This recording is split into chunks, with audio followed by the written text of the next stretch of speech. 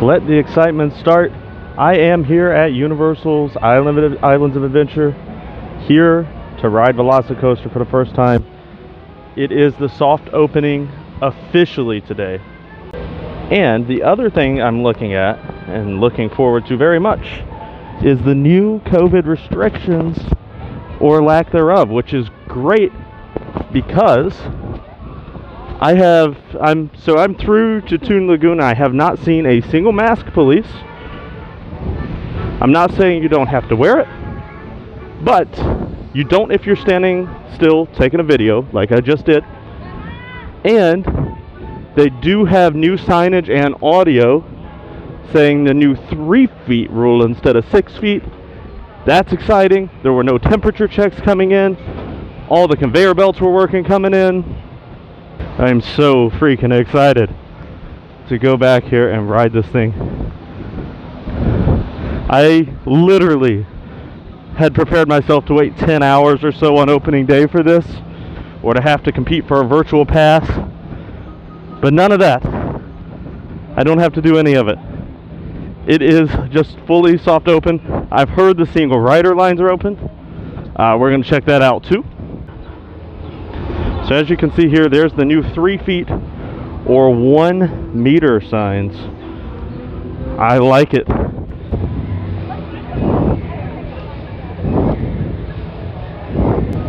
And honestly, it might not even be considered a soft opening anymore, because there was a sign right here that said opening June 10th. That sign's no longer there. And on their app, I'll show you, it is just like any other ride on there. It doesn't say soft open. It doesn't say click for information. It just says the wait time. So it's very interesting that they may have literally just been able to open early.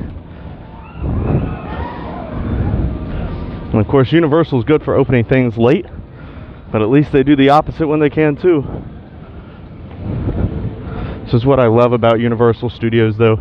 Even during their lowest income period in history, they built a world-class roller coaster. I mean, this thing, I don't know how much it costs, at least $40-50 million, including all the theming.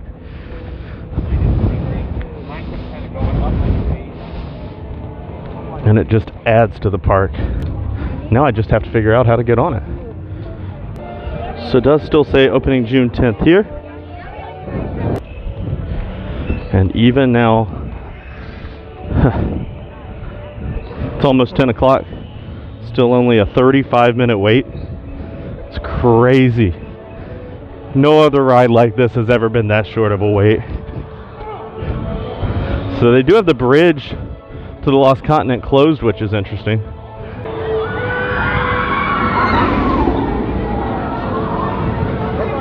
All right, and single riders line is a thing again. Oh man, I heard the rumor. The rumor is true. And look at all these distance markers, only 3 feet apart from each other. Oh, this is such a short line. I'm so excited. Please be sure to follow the instructions of our ride attendants for specific seating assignments. Hand sanitizer will be available for all guests.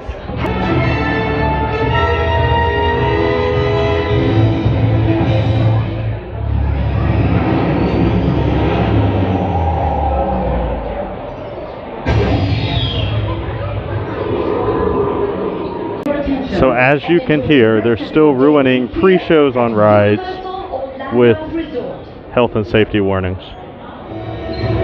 So it's hard to show you what's actually going on, but they created a actually really cute character for this that I actually like. I don't even know if he has a name, but he's pretty cute, and he tells you your safety information, how to use the lockers.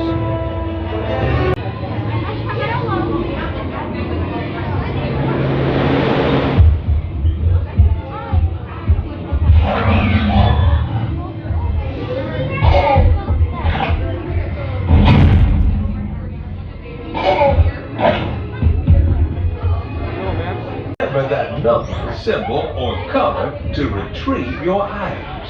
You must put all of your loose items, except the park ticket, in the locker. There's the character. Don't forget to empty your pockets. You will be going through metal detection. Make sure to empty any beverages into the sink before placing it in the locker. Then over here they have some artifacts that are pretty neat, made up for this ride, including a book cover by Dr. Ian Malcolm, How the World Will End. Some different stuff related to the movie.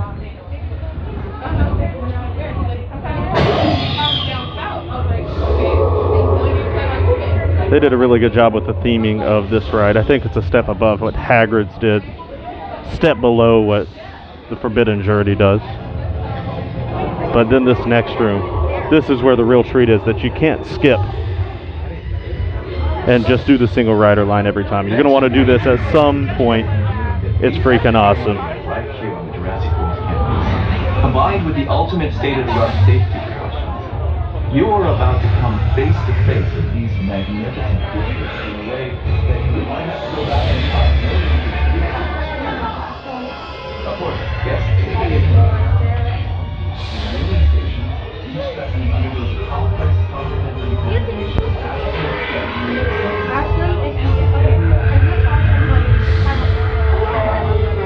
gives you an actual view here of what you'll be riding. Our internationally recognized team of specialized veterinarians at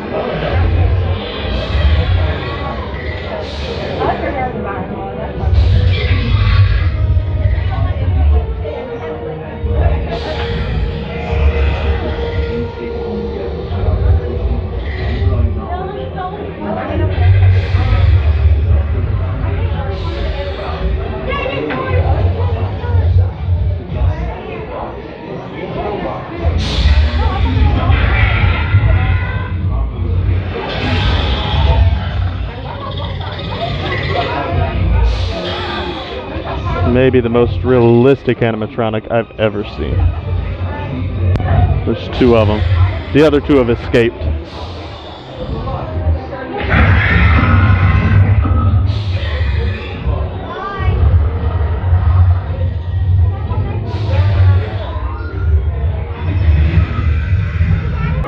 Alright, and here's the lockers. This is where I'm going to have to leave you. I'll see you on the other side. I will say, I've ridden with my lanyard a couple times today, and it fell off. I had to actually grab it.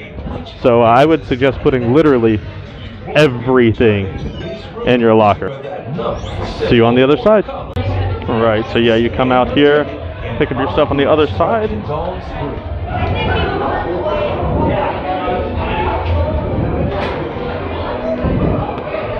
And you come out at the gift shop, which is interesting because the gift shop is actually what used to be just the downstairs of the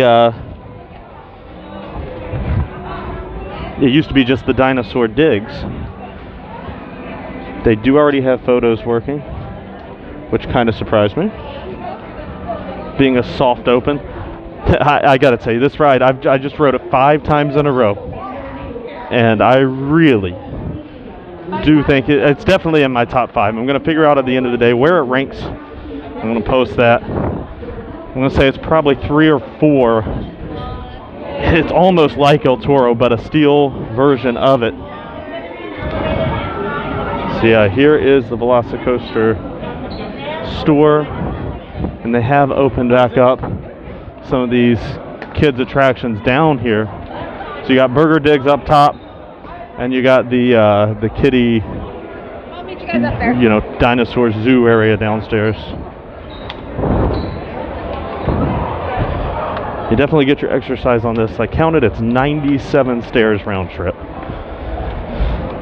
So I've done that 5 times, so nearly 500 stairs. So I will say,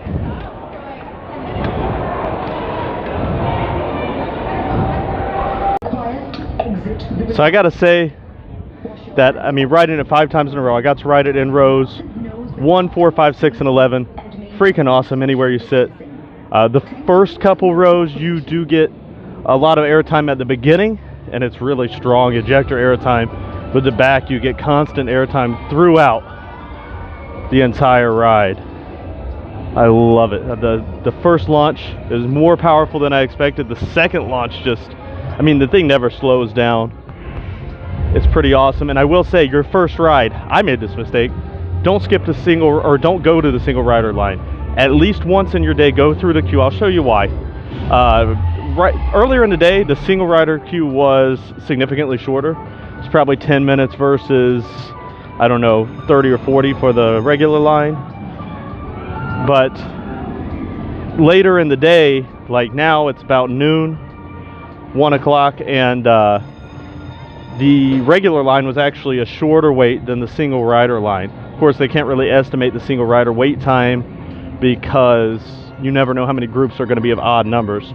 So it's completely random. You don't get to pick your seat either way. They do, if you're not a single rider, they have a line to wait extra for the first row, which is the only ride in the park doing it right now. I will also say, not all rides are doing the single rider. I was going to go cool off on the Jurassic Park Adventure, but they are not doing single rider line on that one, and that was a 50-minute wait.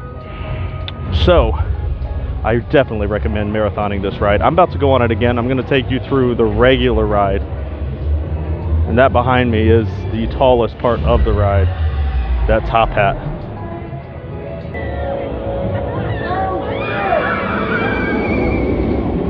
Are required to wear a face covering during their visit, which includes while experiencing this attraction.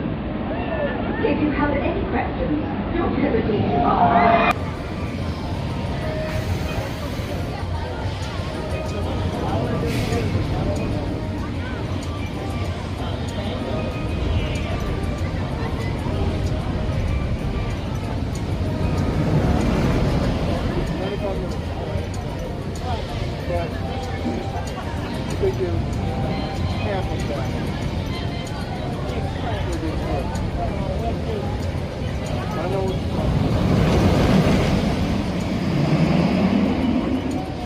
So what are my favorite elements of the ride? You'll have to come back tomorrow and see. I'm going to post a whole separate video on my top five elements of the Velocicoaster tomorrow on Corbin's Coasters and More.